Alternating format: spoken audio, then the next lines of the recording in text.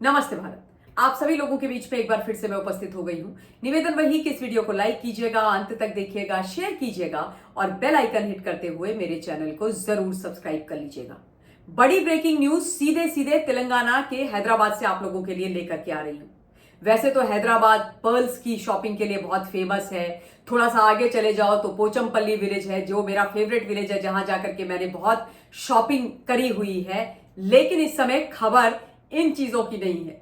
बड़ी खबर है जो राजनीतिक उठापटक वहां पर हो रही है। यहां पर मैं आपको यह भी बता देती हूं कि इस समय तेलंगाना में कांग्रेस यानी मैडम सोनिया गांधी और राहुल की सरकार चल रही है और जो मुख्यमंत्री हैं रेवंत अन्ना यानी रेवंत रेड्डी, वो गांधी परिवार के बड़े करीबी हैं, लॉयलिस्ट हैं। और रेवंत अन्ना ने एक बड़े ही फुल ड्रामेटिक फिल्मी स्टाइल में एक गिरफ्तारी वहां पर करवाई है एक माननीय विधायक की। और जिन माननीय विधायक की गिरफ्तारी करवाई है उनका नाम है कौशिक रेड्डी। अब ये जो कौशिक रेड्डी विधायक हैं, इनके ऊपर कोई छोटा मोटा मामूली आरोप नहीं है, सीधे सीधे उगाई वसूली का केस है। बड़ी तगड़ी धाराएं लगाई हैं और इन धाराओं के तहत उनकी गिरफ्तारी करी है। और जो कौशिक रेड्डी हैं वो बीआरएस के नेता हैं। बीआरएस यानी कि भारत राष्ट्र समिति, उसके विधायक हैं। भारत राष्ट्र समिति केसीआर की पार्टी है। केसीआर कौन है? के कविता के पिताजी। अब के कविता कौन है? बीआरएस की नेता जो पहले टीआरएस हुआ करती थी। के कविता की बात इसलिए कर रही हूं ताकि आपको ये याद दिला दूं कि ये वही मैडम है जो दिल्ली का जो दारू घोटाला था उस मामले के अंदर बड़े लंबे समय तक जेल में गई थी। बड़ी कोशिश इन्होंने करी थी कि इनको जेल ना हो, लेकिन अंततोगत्वा इनको जेल जाना पड़ा क्योंकि इनके ऊपर बहुत बड़ा आरोप था कि इन्होंने ही 100 करोड़ रुपए का जो न्योछावर था, जो घूस थी, उसको इकट्ठा करके अरविंद केजरीवाल को दिए थे ताकि दिल्ली के अंदर जो शराब के ठेके हैं वो साउथ लॉबी को मिल सके। और साउथ लॉबी को हेड यही कर रही थी के कविता। और के कविता एकदम पक्की वाली सहेली साथी दिल्ली शराब घोटाले में अरविंद केजरीवाल की हुआ करती थी। अब उन्हीं के माननीय विधायक हैं कौशिक रेड्डी, जिनकी गिरफ्तारी हुई है 50 लाख रुपए के एक्सटॉर्शन मामले में। बताया जा रहा है कि एक बिजनेसमैन है जिनका ग्रेनाइट का बिजनेस है और उनकी जो पत्नी है उन्होंने कौशिक रेड्डी के खिलाफ एक एफआईआर दर्ज करी थी, जिसमें उन्होंने ये बोला कि पहले तो भाई इन्होंने मेरे पति से 25 लाख रुपए लिए, यानी कि जबरन छीन लिया, और उसके बाद 50 लाख रुपए की और डिमांड रख ली, 50 लाख रुपए और मांगे हैं। और इनकी जो गिरफ्तारी हुई है ना, उसको आपने सुनना चाहिए। आपको ऐसा लगेगा कि मैं आपको किसी फिल्म की स्क्रिप्ट सुना रही हूं। कौशिक रेड्डी बताया जा रहा है विदेश जा रहे थे। ये हैदराबाद का जो राजीव गांधी इंटरनेशनल एयरपोर्ट है वहां पर थे और सुबह सुबह 2 बजे इनकी गिरफ्तारी हुई। 2 बजे अर्ली मॉर्निंग पुलिस पहुंचती है एयरपोर्ट के अंदर और इनको खींच करके ले जाती है, बोलती है भैया यू आर अंडर अरेस्ट क्योंकि तुमने उगाई वसूली करी है। ये जो मामला था इनके ऊपर लंबे समय से चल रहा था। ये जो इनके ऊपर एफआईआर थी ये ऑलरेडी दर्ज थी और कौशिक रेड्डी हाईकोर्ट भी गए थे कि क्वॉश कर दीजिए ये एफआईआर, लेकिन हाईकोर्ट ने इनकी जो एफआईआर थी वो क्वॉश नहीं करी थी। तो खैर बड़े ड्रामेटिक फिल्मी अंदाज में गिरफ्तारी हुई, पूरे एयरपोर्ट में हड़कंप मच गई, पूरे हैदराबाद में हड़कंप मच गई, बीआरएस सड़कों में आ गई, के कविता, केसीआर, उनके भाई सारे के सारे हैरान परेशान हो गए। इनको गिरफ्तार करके जो मैजिस्ट्रेट है जो मैजिस्ट्रेट की न्यायालय थी वहां पर प्रस्तुत किया। अब जो रेवंत अन्ना है उनको पूरा भरोसा था कि जो मैजिस्ट्रेट है वो पुलिस कस्टडी में इनको दे देगी, यानी कि पुलिस को कौशिक रेड्डी की रिमांड दे देगी और उसके बाद हम करेंगे जो हमको करना है। लेकिन वहां पर तो खोदा पहाड़ निकली चूहिया वाली कहावत चरितार्थ हो गई।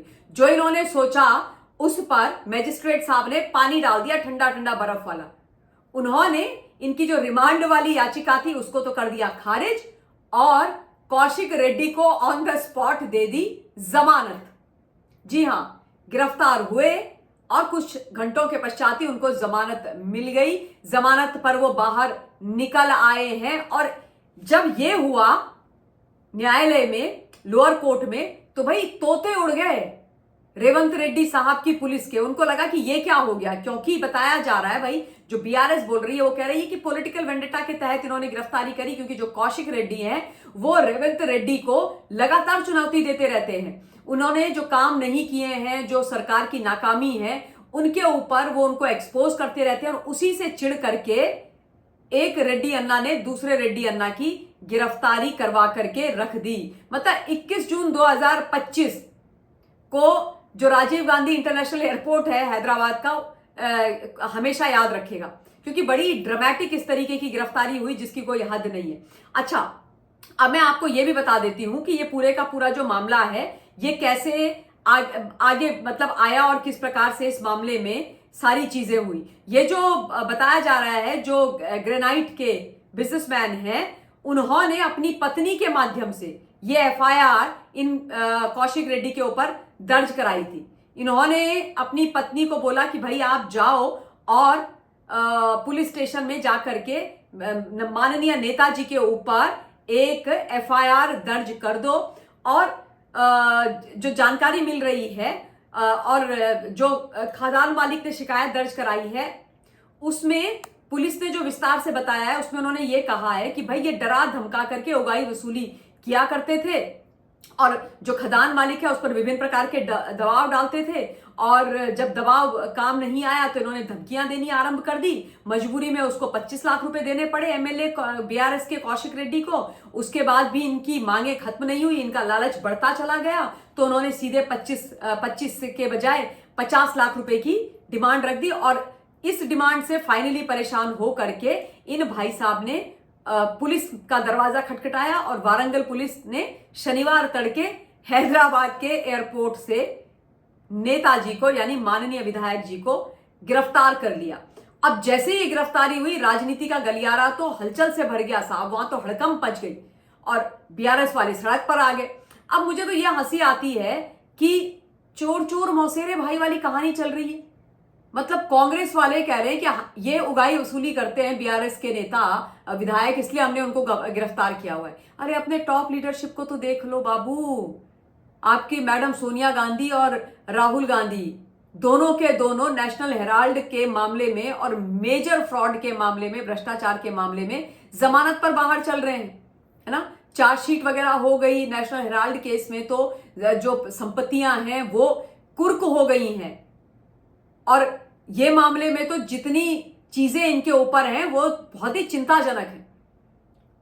तो जिनके पैर छूते हैं रेवंत अन्ना अपनी पत्नी के साथ सोनिया जी के, वो खुद एक बड़े केस में जमानत में बाहर हैं और मतलब मां बेटा तो छोड़िए, इनके जो दामाद हैं रॉबर्ट वाड्रा वो भी दो बड़े मेजर केसेस में फंसे हुए हैं और कभी भी जेल जा सकते हैं। इस बार जेल से बचने के लिए वो विदेश भाग गए थे और इसलिए ईडी के सम्मन लगातार वो डॉज कर रहे हैं।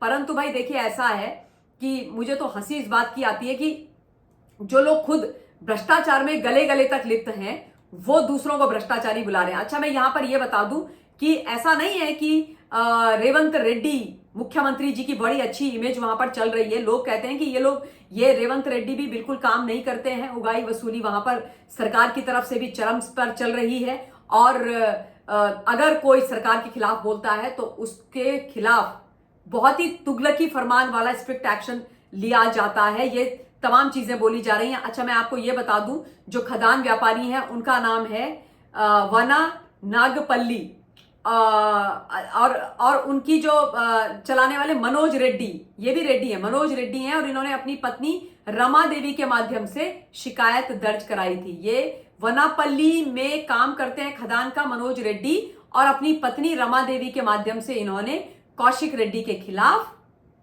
ये एक्सटॉर्शन उगाई वसूली की एफआईआर दर्ज कराई थी। पर खैर उनको तो जमानत मिल गई तो इनके दिल के अरमा आंसुओं में बह गए।